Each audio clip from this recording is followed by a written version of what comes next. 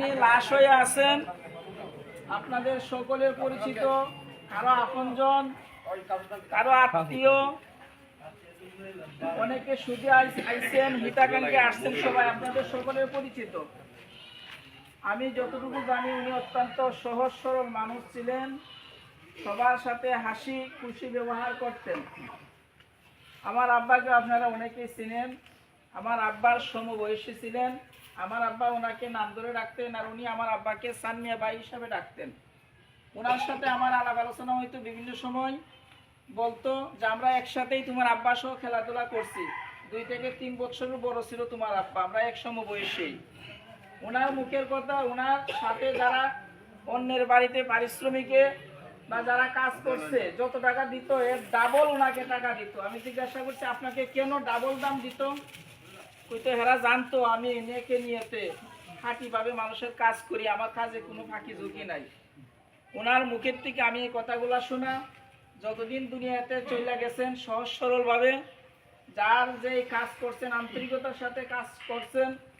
মানুষের 2টা হক আছে, একটা হকুকুল ইবাদ আর একটা হকুকুল্লাহ। আমরা যদি ওনার কথাবার্তা যদি কষ্ট পেয়ে থাকি, কারোর সাথে কোনো লেনদেন তাকে আপনারা যদি ক্ষমা করে দেন, তাহলে এটা হলো হকুকুল ইবাদ। যারা বন্দাকে মাফ করে দেন, আল্লাহ সেই সকল বন্দাদেরকে মাফ করে দেন। আপনাদের সাথে যদি কোনো কষ্ট থাকে আপনারা সবাই ক্ষমা করে দিচ্ছেন তো? আর একটা হক হলো বন্দা আল্লাহর হক, যদি নামাজ না পড়ে রোজা না রাখে, এটা হলো আল্লাহর হক। আল্লাহ এটা ক্ষমা করবেন না বন্দার কাছ থেকে মাপ যতক্ষণ না নিছেন। আমরা যতটুকু দেখছি বাজারে গেলে উনি নামাজ পড়ছেন, বাড়ির যারা আত্মীয় তারা বলতে পারবেন সকালে উনি সুস্থ ছিলেন, তারপরেও ওনার কাফফারা বাবদ 1000 টাকা দিচ্ছেন। মাদ্রাসার গরিব প্রান্তে আপনারা দোয়া করতেন, আর ওনাকে সবাই মনের থেকে ওনাকে ক্ষমা করে দিতেন। ওনার পরকাল জিন্দেগি কবরে যাওয়ার পরেই সর্বপ্রথম নামাজের হিসাব হবে। যারা এখনো আসরের নামাজ পড়ছি না, আপনারা চিন্তা করেন, এক ওয়াক্ত নামাজ কাজা করলে, কাজা মানে পরে পড়ছি আমি অক্ত মতো পড়তে পারি না, 2,88,00,000 বৎসর দুযুগের আগুনে জ্বলতে হবে। যারা নামাজ পড়তেছি না একটু চিন্তা করেন।